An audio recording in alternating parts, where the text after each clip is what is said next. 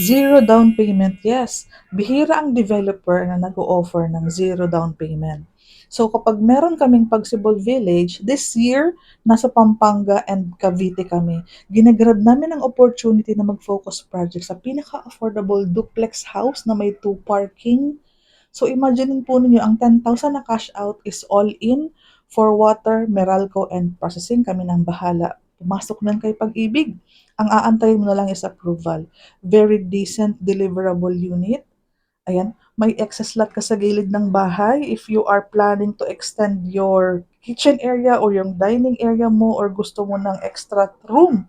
Kailangan mo ng third room for your old age parents para katabi nila yung kusina or yung CR. Kung gusto mo ng third room para maging home office mo, pwedeng-pwede. Ano ka na lang, magsukat ka na lang ng kasya sa hanggang 1 parking area. Very decent, yes.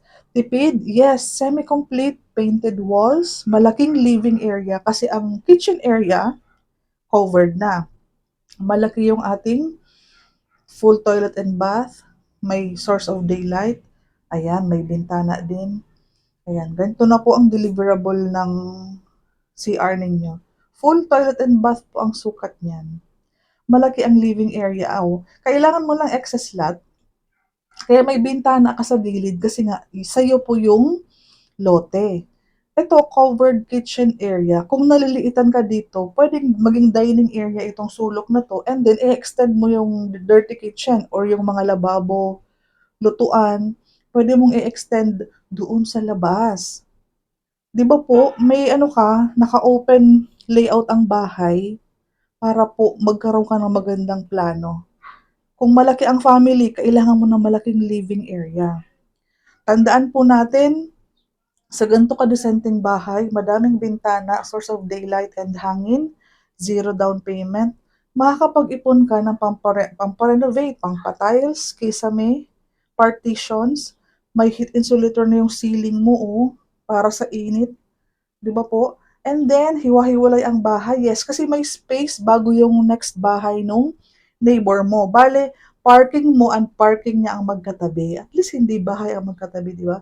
May butas na for aircon. Kung split type ka, patakpan mo na lang yan ng ganyang sliding window na fix or pwedeng owning window. Depende sa option mo. And then sa may bandang likod, may space din po yan, oh. Ito yung kitchen area, ito yung ito, CR. Di ba may space muna bago yung neighbor sa likod? So, hindi magkakarinigan kahit nasa mga rooms tayo. Ayan.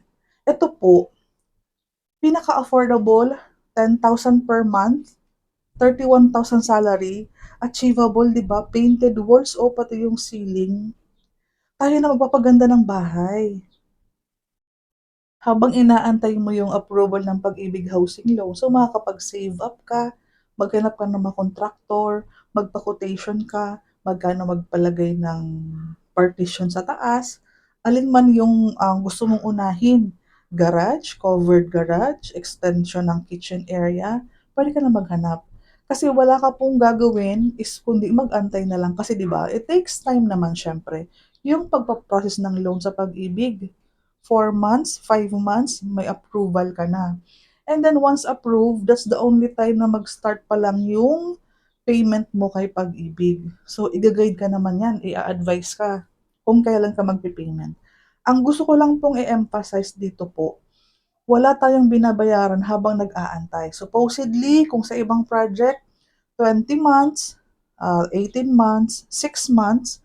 Kapag 6 months, mas mataas ang down payment kasi short term. Pag sobrang tagal namang 4 months, mababa nga kasi nga po stretch, dinivide ng 4 months yung down payment. So sa atin po, fast construction kasi hindi ka naaantayin magbayad ni developer since zero down payment talaga siya.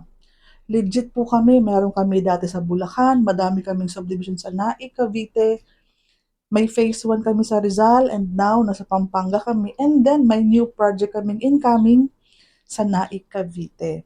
So ano pang inaantay mo if hindi option for this year na magbayad ka ng equity?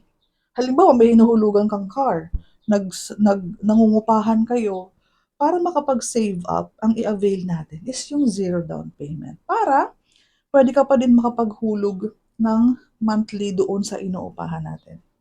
So directly PM me, i-insert ko yung aking Facebook, Cindy Bernal Hapil, Sales Manager ng Dream House Realty. Naka-focus project po ako sa mga project ni Ray Mulan. Ayan po. Ito po ang Facebook ko.